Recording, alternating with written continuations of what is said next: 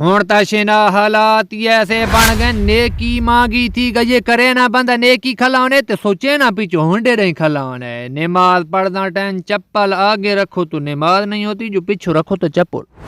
अच्छा दोस्तों, राह खड़े में को अक्सर ऐसे सरकारी मुलाजिम मिलते हैं जड़े बड़े अदबो एहतराम नाल पेश आने न रे अदबो एहतराम नाल किसी मुसलमान भिरा नाल पेश आना हिकता पढ़े लिखे बंदे दी निशानी और दूजा प्यारे हबीब दी सुन्नत इस नाल इत्तफाक वद ते कह न कह पढ़े लिखे जाहिलां दा रवैया देख के हां थीने ला घिने बंदा चप्पल ते तरिकुल तो तलवी ते सथला तो उथली झा बंदा पाट घिने ते बात पूछने तो आको भर्ती कह कीता है। मेरे भिराओ मेरी आंखें चाया काकी सेव राने 100 डांदियां लहिक डांदियल दी काम आवे ना ने कदर कीती करो मुसलमान दी, आज कहीं दी कदर करे सो तो कल को तुआड़ी कोई करे सी।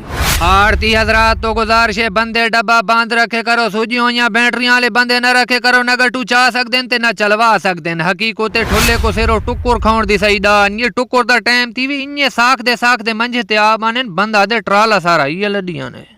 फिराओ यकीन करो कसमें महंगाई इतनी थी गई है हुण हाँ थी ने बंद अगला नल गाली पैसा नल करे। अक्सर बिरा इस वक्त पे महंगाई तो निनी घबराने गाल करे ने तादिन कोई महंगाई को नहीं लाला इस दौर ची अगर तो आको महंगाई महसूस नहीं थी नहीं पाई तो सारी दुआ अल्लाह तो आको हलाल कमाउण दी तौफीक देवे। मेरे फिराओ मैं बिजली दे बिल्लां दे बारे गाना लिखे 2 बोल सुनवा साहे बाकी पूरा गाना कह चंगे जय सिंगर को देसा जेड़ा कोई गा ही सके। हुण गाने दी शुरुआत है बई लगी बिजली दी सट दिल नहीं करदा पट्टो मीटर ते खंबे बिल नहीं तरदा गजे बिजली जो यार आसमाना ते पा देन न बिल विच दिल डरदा।